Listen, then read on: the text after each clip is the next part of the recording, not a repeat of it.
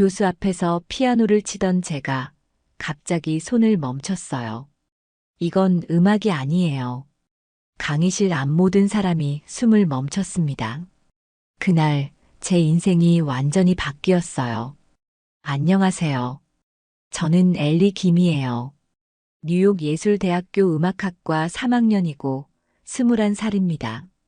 미국에서 태어났지만 한국인의 피가 흐르는 이민 2세대죠. 부모님은 제가 어릴 때 한국에서 미국으로 이주하셨어요. 더 나은 교육 기회를 주려고 하신 선택이었죠. 하지만 미국에서 자라면서 늘 어정쩡한 존재였어요. 한국인도 아니고 완전한 미국인도 아닌 그 사이 어딘가에 있는 애매한 정체성 말이에요. 어릴 적부터 피아노를 배웠어요. 어머니께서 음악만큼은 세계 공통 언어니까 열심히 해라고 하셨거든요. 그 말씀을 믿고 정말 열심히 연습했어요. 새벽 5시에 일어나서 학교 가기 전에 2시간, 방과 후에 또 3시간씩 피아노를 쳤어요. 손가락에 굳은 살이 박이고 어깨가 결려도 참았어요. 하지만 미국에서는 아무리 실력이 좋아도 아시아계라는 이유만으로 늘 뒤처져야 했어요. 콩쿠르에서도 학교 발표회에서도 마찬가지였죠. 엘리는 기계 같아. 정확하지만 재미없어. 동급생들이 뒤에서 하는 말이었어요. 아시아 애들은 다 똑같아. 테크닉만 있고 영혼이 없다고. 그런 말들을 들을 때마다 가슴이 답답했어요. 저는 분명 음악에 마음을 담고 있는데 왜 그들은 못 느끼는 걸까요? 뉴욕 예술대학교에 입학한 것도 쉽지 않았어요. 오디션에서 분명 완벽하게 연주했는데 면접에서 교수들의 시선이 차갑더라고요. 음악적 표현력이 부족해 보이는데 앞으로 어떻게 개선할 생각이니? 그때 스펜서 교수님이 하신 말씀이에요. 존 스펜서 교수님은 학교에서 가장 권위 있는 분이셨어요. 50대 후반의 백인 남성으로 줄리어드 음대 출신의 유럽에서 유학까지 하신 엘리트셨죠. 교수님은 항상 진정한 클래식 음악은 유럽 전통에서 나온다고 말씀하셨어요. 베토벤, 모차르트, 쇼팽, 그런 작곡가들의 음악만이 진짜 예술이라고 하셨죠. 동양 음악은 이국적이긴 하지만 깊이가 부족해. 교수님이 수업 시간에 하신 말씀이에요. 서양 음악처럼 체계적이지도 않고 화성도 단순하지. 그런 말을 들을 때마다 억울했어요. 우리 한국 음악이 얼마나 아름다운데요. 외할머니께서 들려주시던 아리랑, 도라지 타령의 그 애절하고 깊은 선율을 교수님은 모르실 거예요. 할머니는 일제강점기를 겪으시고 한국 전쟁도 겪으신 분이셨어요. 그 험난한 세월을 견디며 부르셨던 노래들에는 얼마나 많은 한의 감정이 담겨 있는지 모르죠. 엘리야, 음악은 말보다 강한 거란다. 할머니께서 항상 하시던 말씀이에요. 내가 말로 다 표현 못하는 마음도 노래로는 다 전할 수 있어. 할머니는 제가 피아노 치는 걸 정말 좋아하셨어요. 연주를 들으시면서 눈물을 글썽이시곤 했죠. 우리 엘리가 이 먼 이국 땅에서도 음악으로 사람들 마음을 움직이는구나. 할머니가 돌아가시기 전에 제게 주신 자개 반지가 지금도 제 손가락에 끼워져 있어요. 이걸 끼고 있으면 할머니가 내 곁에 있는 거야. 그 반지만이 제게 남은 할머니의 흔적이에요. 미국에서 자라면서 한국어도 잊어가고 한국 문화도 멀어져 갔지만 이 반지만큼은 절대 빼지 않았어요. 대학교에 들어와서도 상황은 마찬가지였어요. 교수님들과 동료 학생들 사이에서 늘 외국인 취급을 받았거든요. 누구보다 일찍 와서 연습하고 누구보다 늦게까지 남아서 피아노를 쳤지만 무대는 늘 제게만 좁아 보였어요. 매일 아침 6시에 연습실에 도착해서 밤 10시까지 연습했어요. 점심도 거르고 저녁도 대충 때우면서 말이에요. 손가락이 퉁퉁 부어도 목과 어깨가 돌덩이처럼 굳어도 참았어요. 더 열심히 해야 해. 그래야 인정받을 수 있어. 스스로에게 계속 다짐했죠. 하지만 아무리 노력해도 항상 뭔가 부족하다는 시선을 받았어요. 스펜서 교수님은 제 연주를 들을 때마다 똑같은 평가를 하셨어요. 기술은 괜찮지만 감정이 없어. 완벽하지만 완벽하기만 해. 기계처럼 정확하지만 사람의 마음을 움직이지 못해. 그런데 신기한 건 다른 백인 학생들의 연주는 훨씬 서툴러도 극찬을 하셨다는 거예요. 브래드라는 학생이 있었는데 그 친구는 연주 실수도 많이 하고 박자도 자주 틀렸어요. 하지만 교수님은 항상 브래드는 천부적인 예술가의 기질이 있어라고 하셨죠. 음악에는 영혼이 담겨 있어야 해. 브래드의 연주에는 그런 깊이가 있어. 정말 어이없었어요. 제가 연주하면 감정이 없다고 하시면서 실수투성이인 브래드는 영혼이 있다니요. 사라라는 여학생도 마찬가지였어요. 그 친구는 기본기도 부족하고 연주할 때 손목 자세도 엉망이었는데 교수님은 사라만의 독특한 해석이 돋보인다고 하셨어요. 그럴 때마다 억울해서 잠이 안 왔어요. 도대체 뭘 더 어떻게 해야 하지? 기숙사 침대에 누워서 천장을 보며 생각했어요. 제가 한국계라서 그런 건지 아니면 정말 제가 부족한 건지 알 수가 없었어요. 그런 제게 더 큰 시련이 기다리고 있었습니다. 졸업 프로젝트 팀 선정 날이었어요. 모두가 짜인 듯 저를 배제했습니다. 엘리는 우리 스타일이 아니야. 동기들이 대놓고 웃으며 말했어요. 저는 혼자서 전체 프로젝트를 해내야 하는 지옥 같은 상황에 떠맡겨졌죠. 그날 오후 강의실에 들어갔을 때부터 이상한 분위기를 느꼈어요. 평소보다 조용했고 다들 제 눈을 피하면서 수군거렸거든요. 칠판에는 팀 구성 명단이 적혀 있었는데 제 이름만 없었어요. 팀 1, 팀 2, 팀 3, 총 6개 팀이 있었는데 저는 어디에도 포함되지 않았어요. 제 이름이 없는데요? 조심스럽게 물어봤더니 팀장이었던 브래드가 어색하게 웃으며 대답했어요. 아, 엘리. 우리 이미 팀 구성 끝났어. 그럼 저는 어떻게 하죠? 졸업 프로젝트는 팀으로 해야 하는 거 아닌가요? 너는 개인 프로젝트로 하면 될 것 같은데. 브래드가 다른 친구들과 눈빛을 주고받으며 말했어요. 사실 우리는 이미 방향을 다 정했거든. 너랑은 음악적 색깔이 좀 달라서. 어떻게 다른데요? 제가 물었지만 아무도 명확한 대답을 해주지 않았어요. 그때 사라가 끼어들면서 말했어요. 엘리는 너무 어떻게 말하지? 딱딱해. 딱딱하다고요? 응. 뭔가 로봇 같다고 해야 하나? 정형화된 느낌?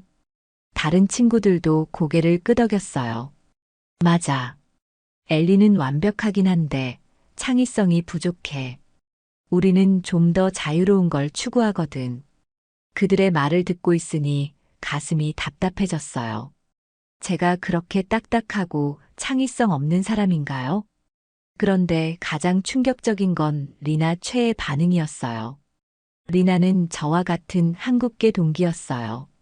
부모님이 한국에서 이민 오신 것도 똑같고 어릴 때부터 피아노를 배운 것도 비슷했죠. 저는 리나만큼은 제 편이 되어줄 거라고 생각했어요. 리나야, 너라도 좀 말해줘. 제가 간절하게 부탁했어요.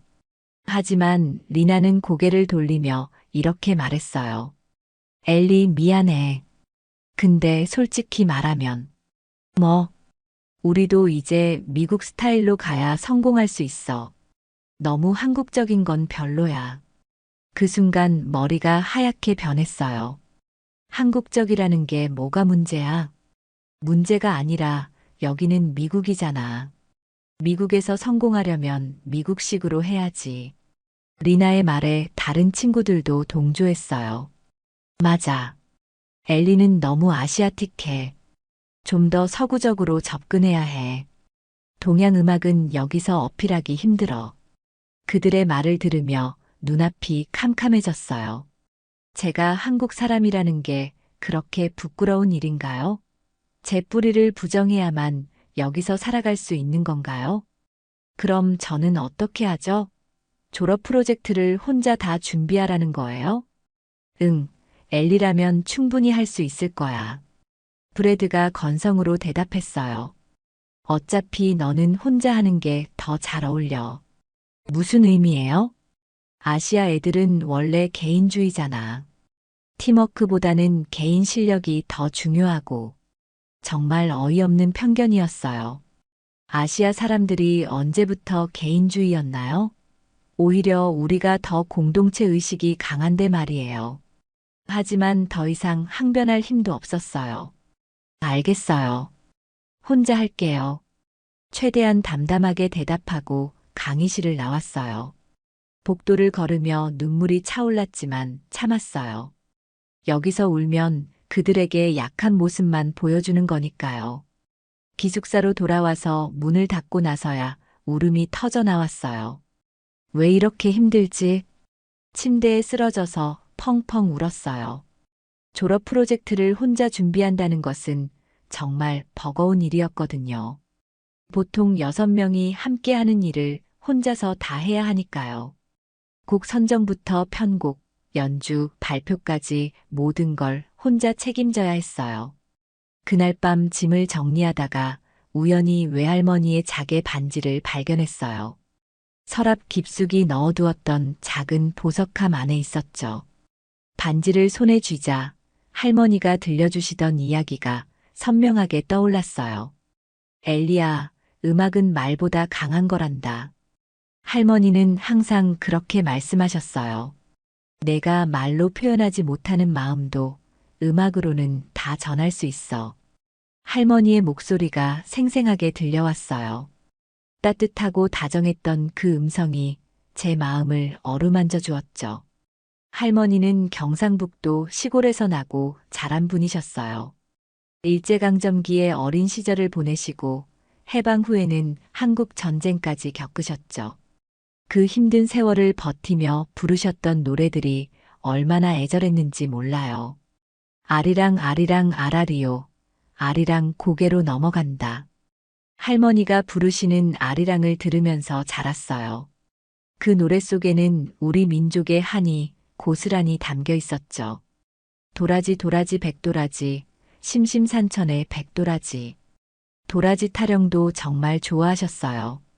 밭일을 하시면서도 빨래를 하시면서도 늘 흥얼거리셨죠. 우리 노래는 슬프기도 하고 기쁘기도 해. 그게 바로 인생이란다. 할머니의 그 말씀이 지금도 기억나요. 반지를 끼고 피아노 앞에 앉았어요.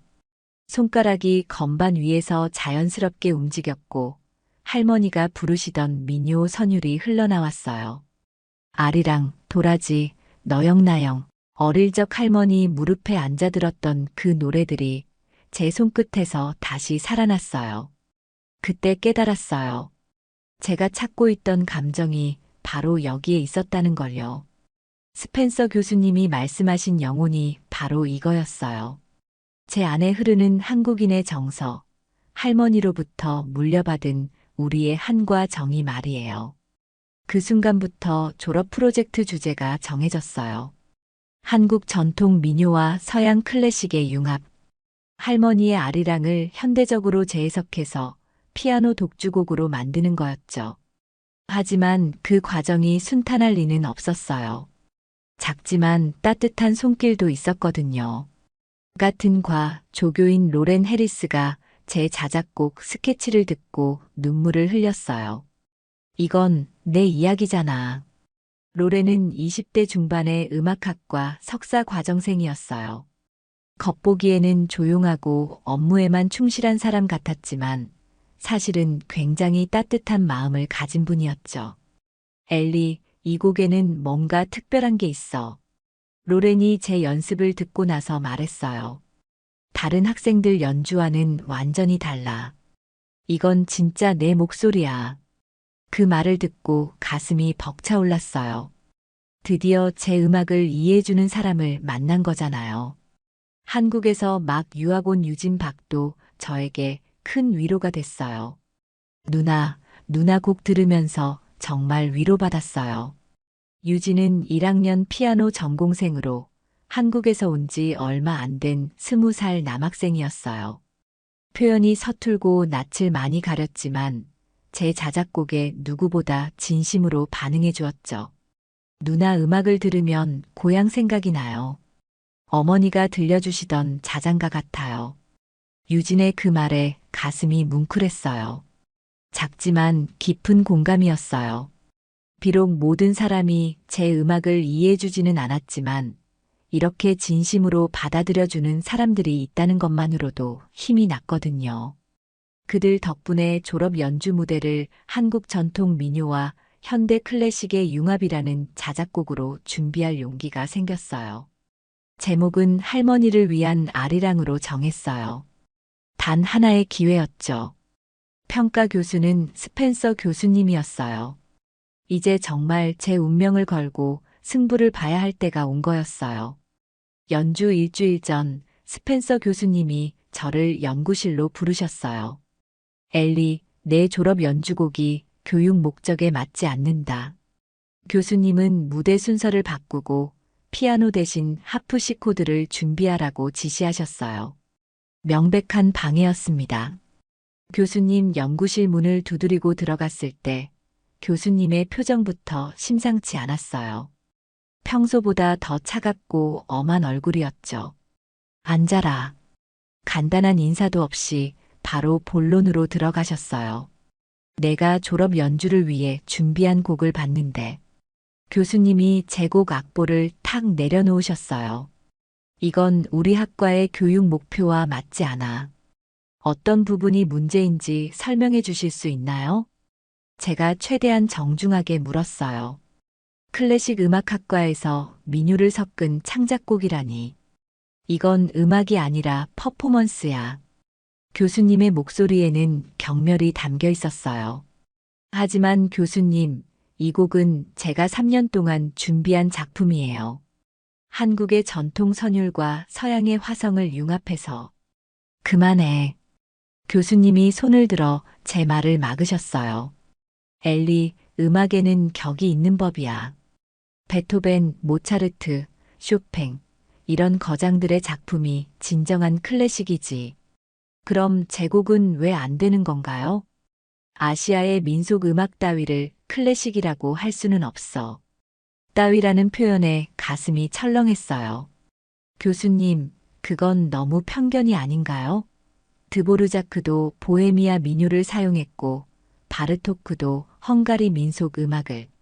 그건 다르다. 교수님이 목소리를 높이셨어요.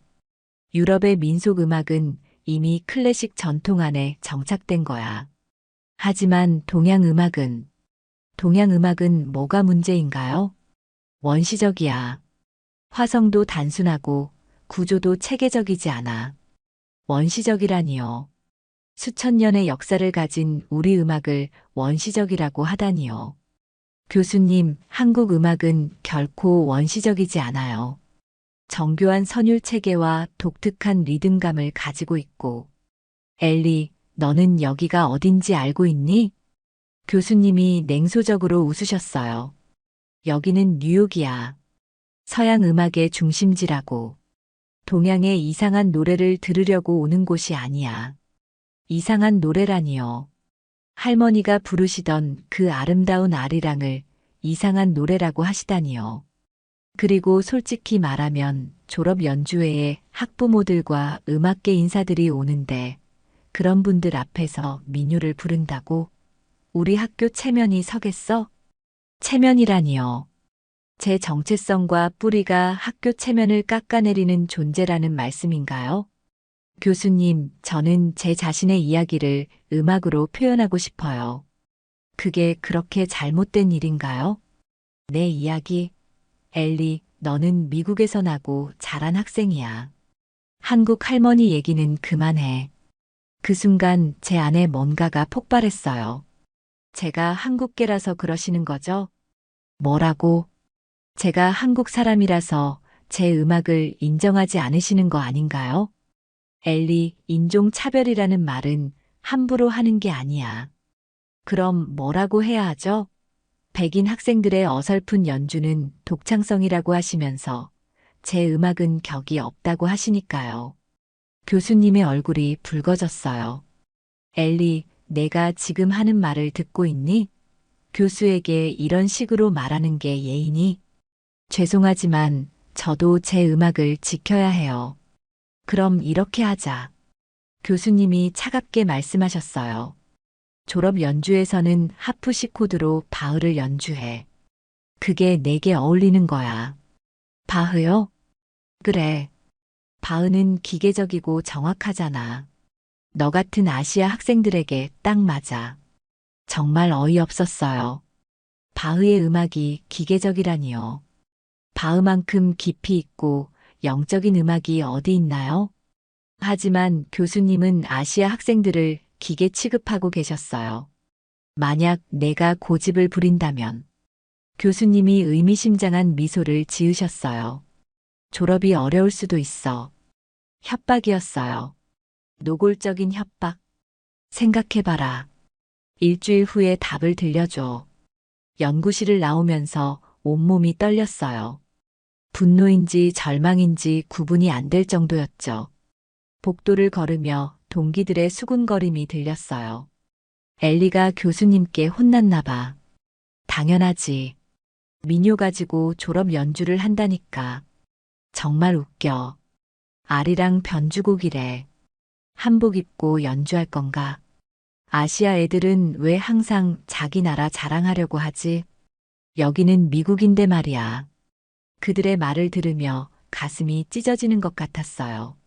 제가 제 뿌리를 자랑스러워하는 게 그렇게 이상한 일인가요? 심지어 같은 한국계 친구였던 리나까지도 등을 돌렸어요. 엘리, 너 때문에 우리까지 이상하게 보여. 리나가 복도에서 저를 붙잡고 말했어요. 무슨 소리야? 너 민요한다는 소문 퍼졌어. 이제 다른 애들이 우리를 보는 눈이 달라졌다고. 그게 내 잘못이야? 아니지만 좀 조심해줬으면 해. 우리도 여기서 살아야 하거든. 리나의 말에 더욱 외로워졌어요. 같은 핏줄을 가진 사람마저 저를 외면하는 현실이 너무 잔인했거든요. 그날 밤 연습실에서 무너지듯 울었어요. 그냥 포기할까? 한국으로 돌아가고 싶었어요. 이 차가운 땅에서는 아무리 노력해도 인정받을 수 없을 것 같았거든요. 피아노 앞에 앉아서 눈물을 닦으며 생각했어요. 제가 정말 원하는 게 뭔지, 음악이 제게 어떤 의미인지 말이에요. 밤이 깊어갈수록 외할머니의 목소리가 귓가에 맴돌았어요. 엘리야, 너는 말 못해도 음악으로 말할 수 있어. 할머니의 그 말씀이 제게 다시 일어설 힘을 주었어요. 새벽이 되어서야 연습실 문 앞에서 유진의 손편지를 발견했어요. 손글씨로 정성스럽게 쓴 편지였죠. 누나 무대, 저에게는 첫 번째 희망이었어요. 그 한마디에 저는 다시 피아노 앞에 앉았어요. 떨리는 손을 억지로 펴며 건반을 눌렀죠. 결심했어요. 끝까지 제 음악을 지켜내겠다고. 무대 당일 아침 조교 로렌이 예술위원회에 직접 편지를 썼어요. 편견은 교육이 아닙니다. 스펜서 교수님은 어쩔 수 없이 제 무대 구성을 그대로 인정하게 됐어요. 하지만 그 과정이 순탄하지만은 않았어요. 로렌이 제게 그 소식을 전해줄 때까지 정말 많은 일이 있었거든요. 사실 로렌은 며칠 전부터 스펜서 교수님의 차별적 행동들을 기록해 두고 있었어요. 엘리, 나는 내가 처음이 아니야. 로렌이 조심스럽게 말했어요. 스펜서 교수님은 예전에도 아시아계 학생들을 부당하게 대했어. 어떻게요?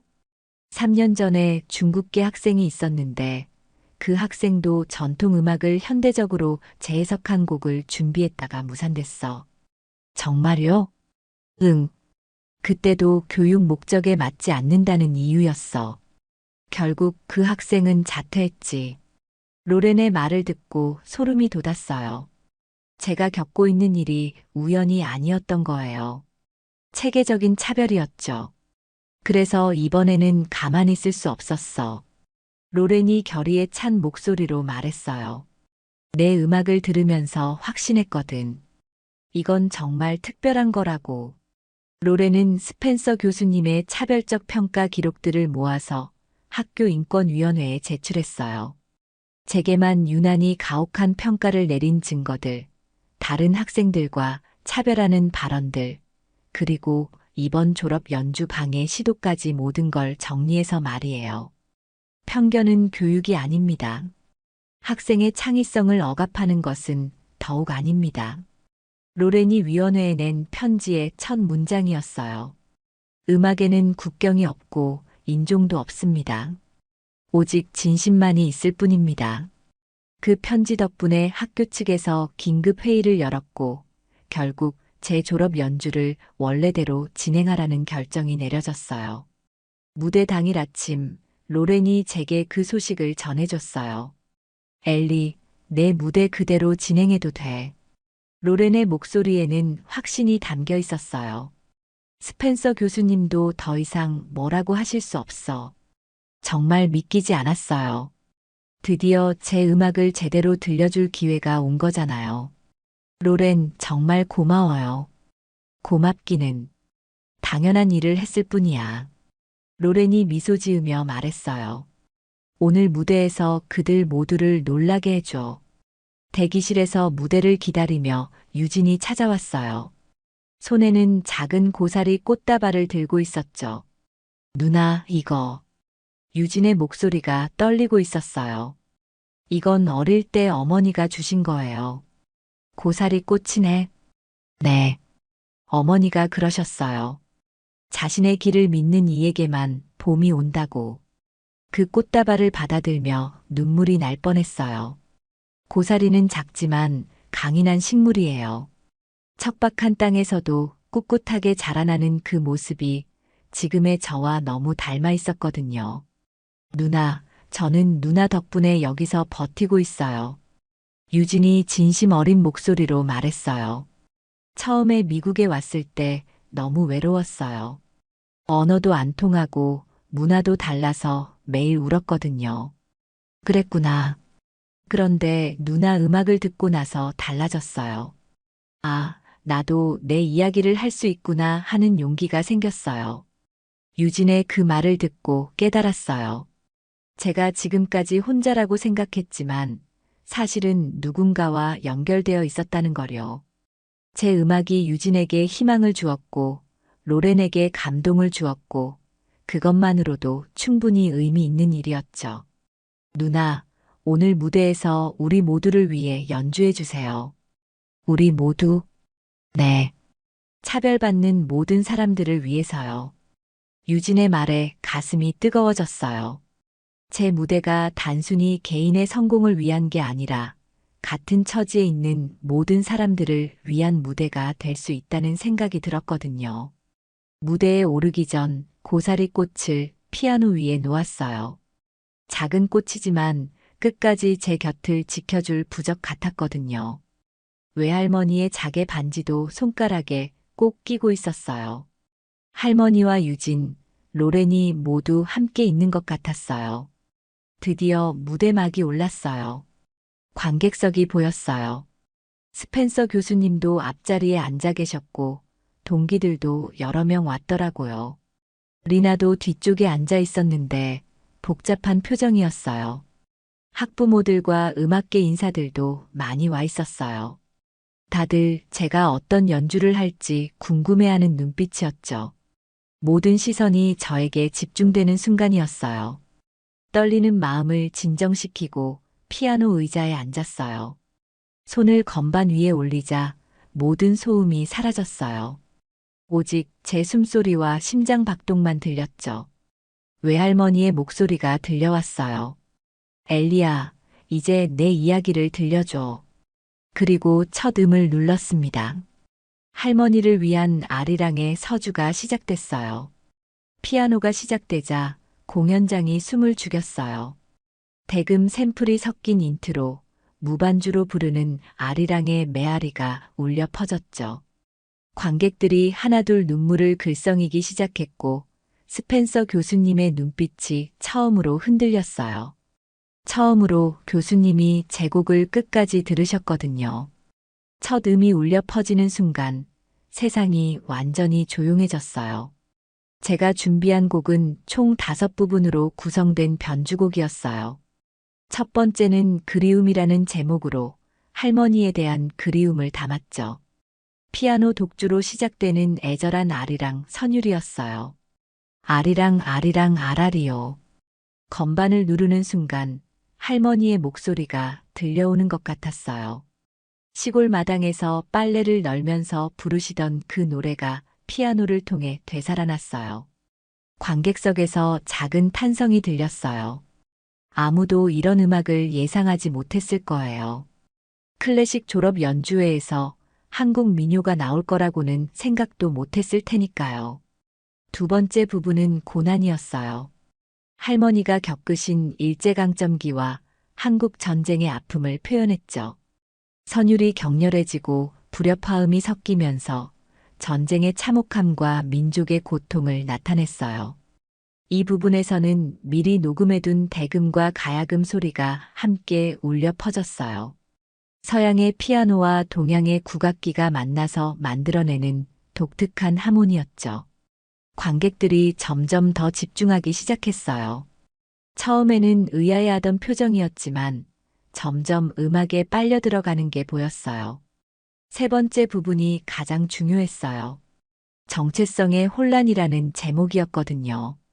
이 부분에서는 서양 클래식의 화성과 동양 민요의 선율이 충돌하면서 복잡한 감정을 표현했어요. 마치 제가 미국에서 겪은 정체성의 혼란을 음악으로 옮겨놓은 것 같았죠. 때로는 서양식 화성이 동양 선율을 압도하기도 하고, 때로는 민요 선율이 클래식 화성을 뚫고 나오기도 했어요. 이 부분에서 관객들의 표정이 진지해졌어요. 제가 표현하고자 하는 갈등과 혼란을 느끼고 있는 것 같았어요. 네 번째 부분은 가장 감동적인 순간이었어요. 무반주로 제가 직접 한국어로 아리랑을 부르는 부분이었거든요. 아리랑 아리랑 아라리요. 아리랑 고개로 넘어간다. 제 목소리가 공연장에 울려 퍼졌어요. 떨렸지만 마음만은 확고했어요. 이것이 제 정체성이고 제가 가진 음악의 뿌리라는 걸 모두에게 보여주고 싶었거든요. 나를 버리고 가시는 힘은 심리도 못 가서 발병난다. 할머니가 늘 부르시던 그 가사를 제 목소리로 불렀어요. 그 순간 관객석이 완전히 침묵에 휩싸였어요. 어떤 분은 손으로 입을 가리고 계셨고 어떤 분은 눈물을 닦고 계셨어요. 유진이 앞자리에서 두 손을 모으고 기도하듯 듣고 있었어요. 로렌도 눈시울이 완전히 붉어져 있었죠. 심지어 리나도 고개를 숙이고 눈물을 흘리고 있었어요. 가장 놀라운 건 스펜서 교수님의 반응이었어요. 평소에 무표정하시던 교수님의 눈가에 눈물이 맺혀 있는 게 보였어요. 제 노래가 끝나고 다시 피아노로 돌아갔을 때 교수님이 몸을 앞으로 기울이며 집중해서 들으시는 게 보였어요. 마지막 5번째 부분은 화해와 희망이었어요. 서양 클래식과 동양 민요가 더 이상 충돌하지 않고 아름답게 조화를 이루는 부분이었죠. 피아노의 웅장한 화성 위에 아리랑 선율이 승화되어 올라가면서 절망에서 시작해서 희망으로 끝나는 제 인생 이야기를 완성했어요. 이 부분에서는 제가 미국에서 겪은 모든 차별과 고통을 이겨내고 마침내 제 자신의 목소리를 찾아가는 과정을 표현했어요. 마지막 음이 울려 퍼지고 여운이 사라질 때까지 공연장은 정적에 휩싸였어요. 몇 초간의 침묵이 흘렀죠. 그 침묵이 영원처럼 느껴졌어요. 그런데 갑자기 뒤쪽에서 한 분이 자리에서 일어났어요. 한국계로 보이는 중년 여성이었는데 박수를 치면서 일어나셨어요. 그 모습을 본 다른 분들도 하나씩 일어나기 시작했어요. 두 번째, 세 번째, 네 번째, 곧 모든 관객이 기립박수를 보내주었어요. 박수 소리가 천둥 소리처럼 공연장을 가득 메웠어요. 브라보, 브라보. 누군가가 소리쳤어요.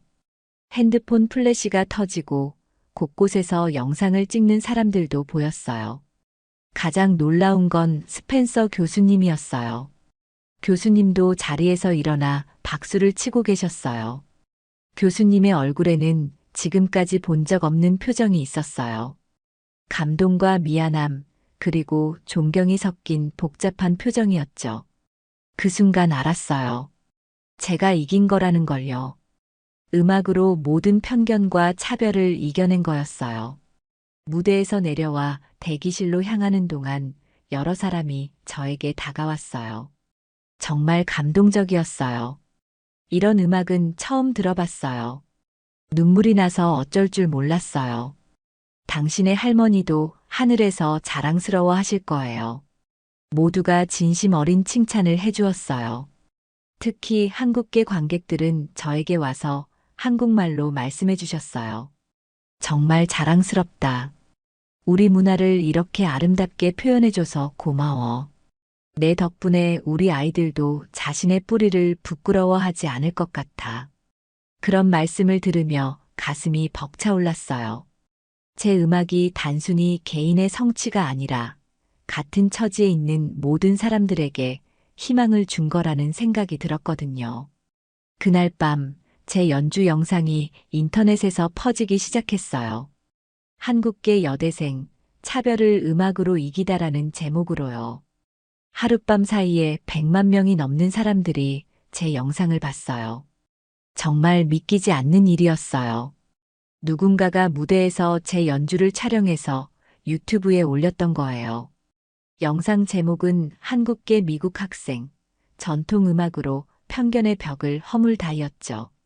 처음에는 조회수가 몇백 개였는데 점점 늘어나더니 하룻밤 사이에 기하급수적으로 증가했어요. 댓글들을 읽어보니 정말 다양한 반응이 있었어요. 이 곡을 들으면서 울었어요. 제 할머니 생각이 났거든요. 저도 이민자 가정 출신인데 정체성 고민이 많았어요. 이 음악이 정말 위로가 됐어요. 전통과 현대가 이렇게 아름답게 어우러질 수 있다니 놀라워요. 교수의 편견을 음악으로 이겨낸 모습이 정말 감동적이에요. 나도 내 문화를 부끄러워하지 말아야겠어요. 세계 각국에서 온 댓글들이었어요. 한국어 댓글도 엄청 많았고, 영어, 스페인어, 프랑스어, 심지어 아랍어 댓글도 있더라고요. 제 음악이 언어를 넘어서 전 세계 사람들의 마음에 닿았다는 게 신기했어요. 한국에서 온 댓글들이 특히 감동적이었어요. 우리 아이가 멀리서 이렇게 우리 문화를 지켜줘서 고마워요. 아리랑이 이렇게 아름다울 수 있다니 새삼 자랑스러워요. 할머니도 하늘에서 기뻐하실 거예요. 당신 덕분에 우리 음악의 가치를 다시 깨달았어요. 며칠 후 로렌이 저에게 더 큰 소식을 전해줬어요. 엘리, 학교에서 내부 조사 결과가 나왔어. 어떻게 됐어요? 스펜서 교수님이 공식 사과문을 발표하셨어. 정말 믿기지 않았어요.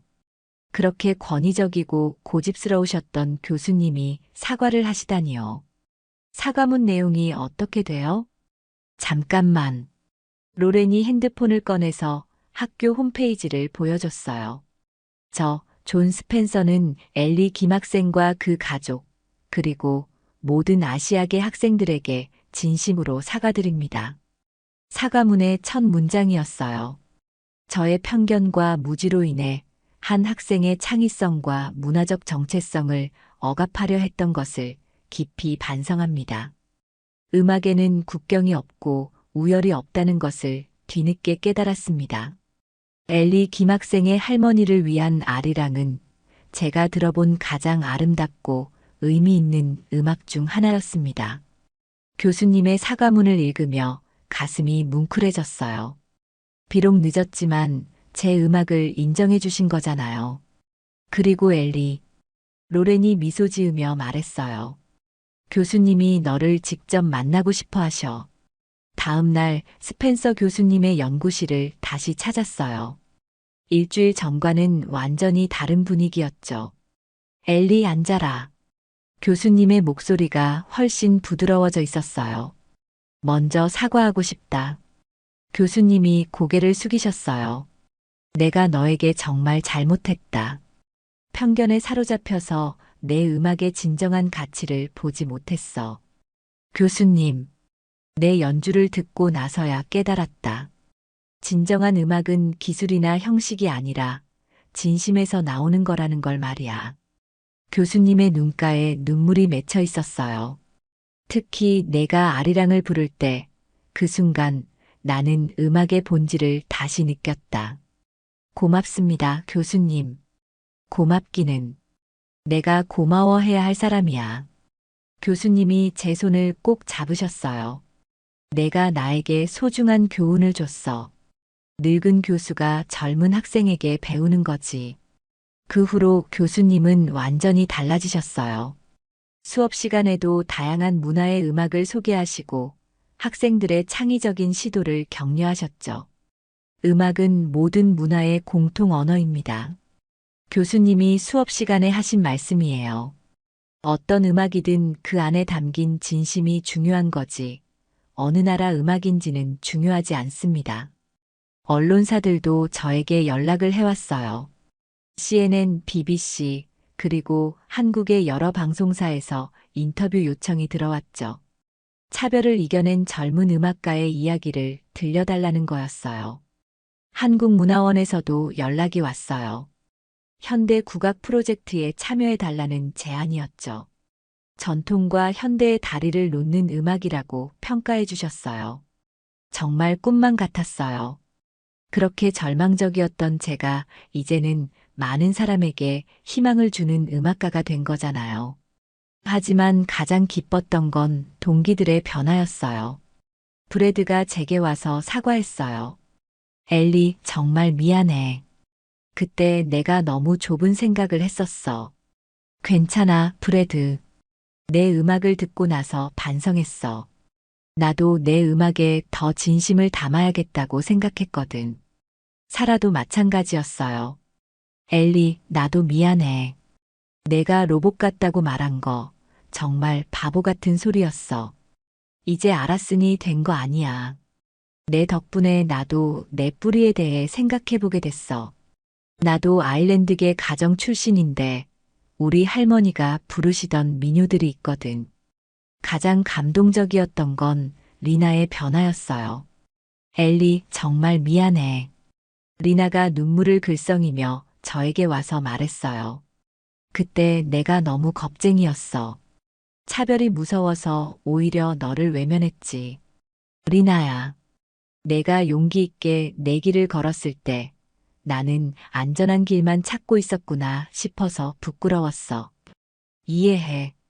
누구나 두려울 수 있어. 이제 나도 변하고 싶어.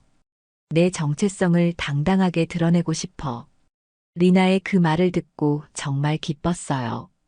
제 용기가 다른 사람에게도 영향을 줄 수 있었던 거잖아요. 그 무렵 가장 하고 싶었던 일이 있었어요. 한국에 가서 외할머니 묘소에 인사드리는 것이었죠. 방학을 맞아 한국을 방문했어요. 외할머니 묘소 앞에서 자개 반지를 꺼내 놓으며 말씀드렸어요. 할머니, 저 이제 음악으로 말해요. 할머니 묘소는 경기도 양평의 한적한 야산에 있었어요. 10년 만에 찾은 고향 땅이었죠. 공항에서부터 마음이 설렜어요. 오랫동안 잊고 있던 한국의 냄새, 한국의 소리들이 제 감각을 깨웠거든요. 부모님과 함께 할머니 묘소로 향하는 길에 많은 생각이 들었어요. 어릴 적 할머니와 함께 걸었던 산길, 할머니가 들려주시던 옛 이야기들이 하나씩 떠올랐어요. 엘리야, 할머니한테 좋은 소식 들려드려라. 어머니가 차 안에서 말씀하셨어요. 할머니가 얼마나 자랑스러워 하실지 몰라. 네, 어머니. 묘소에 도착해서 할머니 앞에 무릎을 꿇고 앉았어요. 오랜만에 보는 할머니의 사진이 제게 미소 짓고 계시는 것 같았어요. 할머니, 제가 뉴욕에서 겪은 일들을 말씀드릴게요. 차근차근 모든 일을 설명해 드렸어요. 스펜서 교수님의 차별과 동기들의 배제, 그리고 마지막 무대에서의 승리까지요. 할머니가 들려주신 아리랑으로 모든 걸 이겨냈어요. 할머니의 자개 반지를 손에 쥐고 있으니 할머니가 바로 옆에 계신 것 같았어요. 바람이 불어와 나뭇잎이 살랑거렸고 그 소리가 할머니의 목소리 같았죠. 잘했다, 우리 엘리야. 그런 말씀을 하시는 것 같았어요. 묘소에서 내려와 한국 음악계 분들과 만나기 시작했어요. 국악계의 원로 선생님들부터 젊은 퓨전 국악 연주자들까지 많은 분들이 저에게 관심을 보여주셨어요. 전통을 지키면서도 새로운 길을 여는 게 쉽지 않은 일인데 참 잘했네요. 국악원의 한 교수님이 말씀해 주셨어요.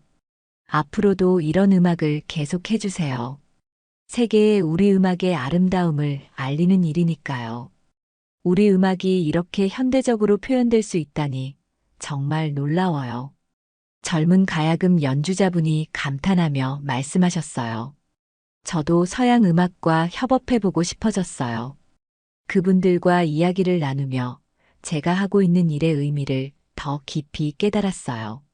단순히 개인의 성공이 아니라 우리 문화를 세계에 알리는 가교 역할을 하고 있었던 거죠.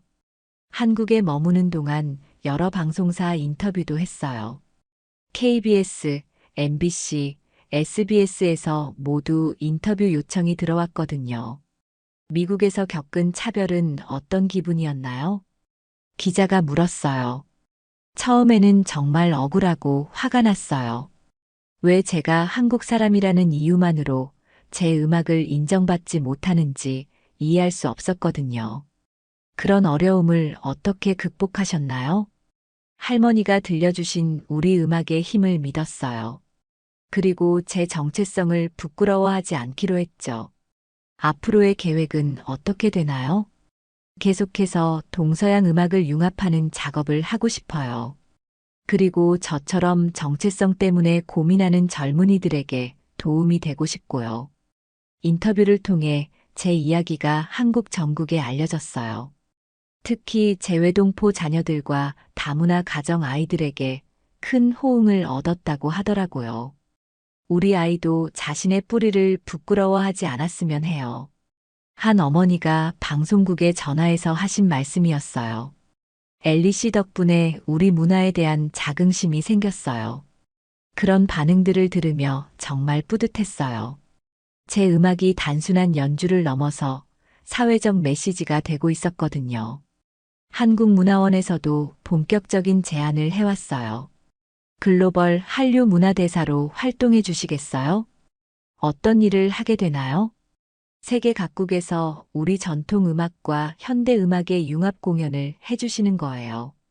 정말 영광스러운 제안이었어요. 제가 좋아하는 음악을 하면서 동시에 우리 문화를 알릴 수 있는 기회였거든요. 물론 해드리고 싶어요. 그렇게 제 새로운 인생이 시작됐어요. 한국에서 미국으로 돌아온 후 학교에도 놀라운 변화가 있었어요. 다양성 존중 선언문이 학교 공식 포스터로 지정된 거예요. 포스터 속 모델은 피아노를 치는 제 뒷모습이었어요. 다양성이 우리의 힘입니다라는 문구와 함께요. 그 포스터를 처음 봤을 때 정말 감동했어요. 제가 겪었던 차별이 이제는 다른 학생들이 겪지 않도록 하는 교육 자료가 된 거잖아요. 학교 게시판에 붙은 포스터를 보며 지나가는 학생들이 말했어요. 저 학생이 그 유명한 엘리구나. 진짜 대단한 것 같아. 나도 용기 내서 내 특기를 살려봐야겠어. 우리 문화도 당당하게 표현해야지. 제 이야기가 다른 학생들에게도 영감을 주고 있다는 걸 알 수 있었어요. 특히 아시아계나 다른 소수민족 학생들이 저에게 와서 고마움을 표현해 주었어요. 엘리 덕분에 우리도 당당하게 우리 문화를 표현할 수 있게 됐어요. 이제 교수님들도 우리 음악에 관심을 보여주세요. 학교 분위기가 정말 많이 바뀌었어요. 그런 말을 들을 때마다 제가 한 일이 정말 의미 있었다는 걸 느꼈어요. 로렌도 정식 교수로 승진하게 됐어요. 엘리, 내 덕분에 나도 용기를 얻었어. 로렌이 웃으며 말했어요. 앞으로는 모든 학생의 개성과 문화적 배경을 존중하는 교육을 하겠어. 정말 뿌듯했어요. 제 한 번의 용기 있는 선택이 이렇게 많은 변화를 가져올 줄 몰랐거든요. 이제 졸업을 앞두고 새로운 계획을 세워야 할 때가 왔어요. 졸업식 날 유진이 장미꽃 한 송이를 건네주었어요. 누나 덕분에 저도 제 얘기하고 싶어졌어요. 저는 웃으며 대답했어요. 너도 내 무대가 곧 올 거야. 졸업식장은 그야말로 축제 분위기였어요. 가족들과 친구들이 모여서 졸업을 축하해 주었죠. 저희 부모님도 한국에서 특별히 오셔서 제 졸업식을 지켜보셨어요. 엘리야, 정말 자랑스럽다. 아버지가 제 어깨를 꼭 안으며 말씀하셨어요. 처음에는 걱정했는데 내가 이렇게 당당하게 내 길을 걸을 줄 몰랐어. 아버지, 고마워요. 어머니는 눈물을 글썽이시며 제 손을 꼭 잡으셨어요. 외할머니도 하늘에서 얼마나 기뻐하실까. 할머니께서 저에게 힘을 주셨어요. 졸업식에서 스펜서 교수님도 특별한 축사를 해주셨어요. 이번 졸업생 중에 특별히 언급하고 싶은 학생이 있습니다. 교수님이 제 이름을 부르셨어요. 엘리 김 학생은 우리 모두에게 소중한 교훈을 주었습니다.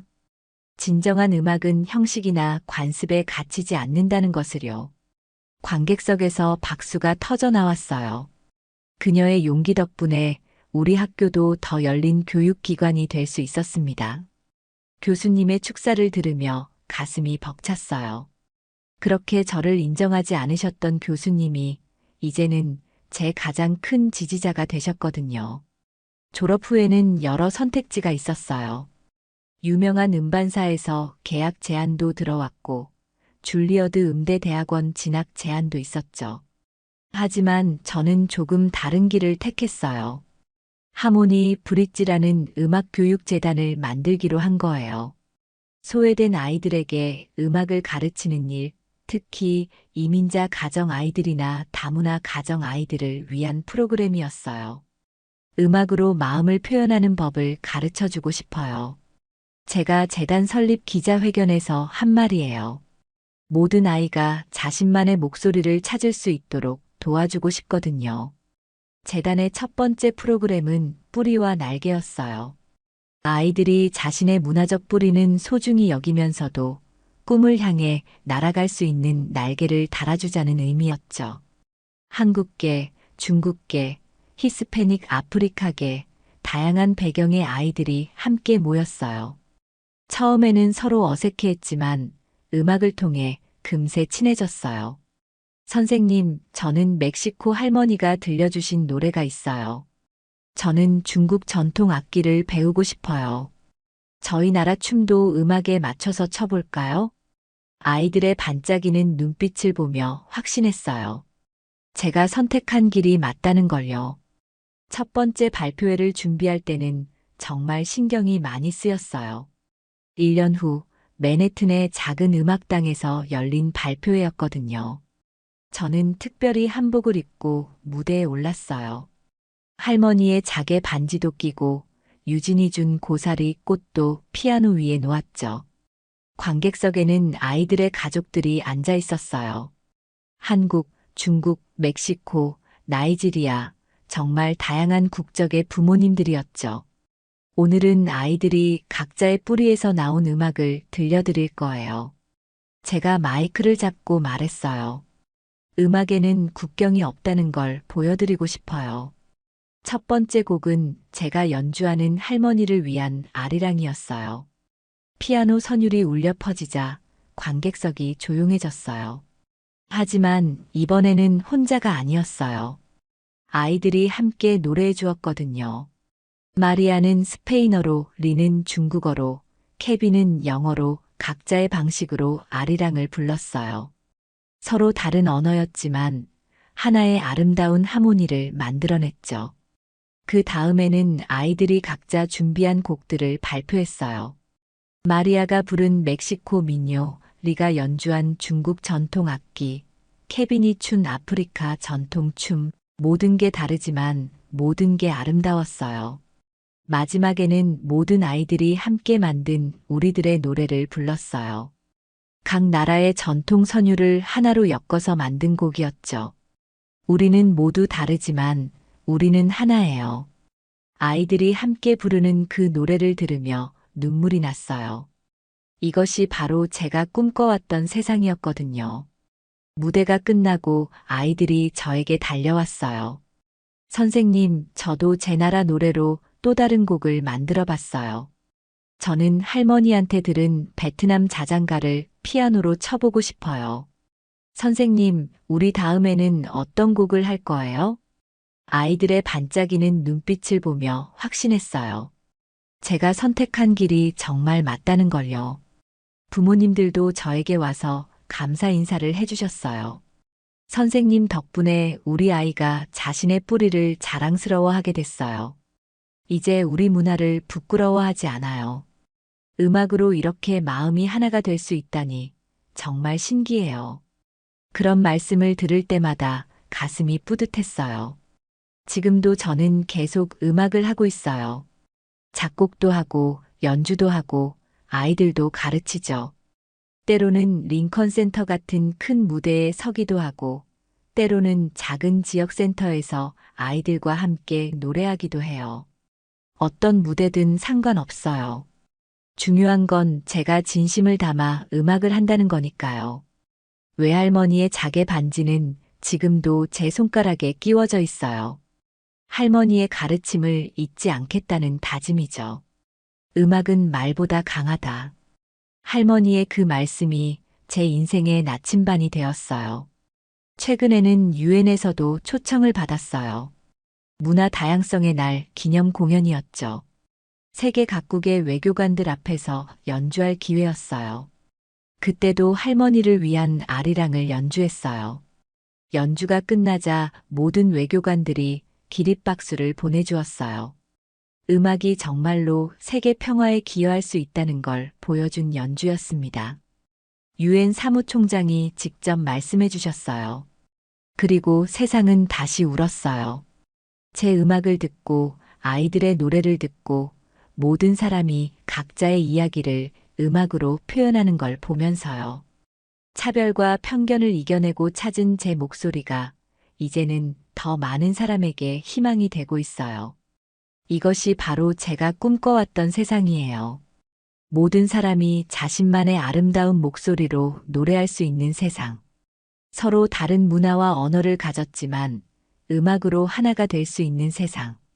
그리고 그 세상을 만들어가는 일에 제가 작은 보탬이 되고 있다는 것이 정말 자랑스러워요. 할머니, 저 이제 정말로 음악으로 말하고 있어요. 그리고 앞으로도 계속 말할 거예요.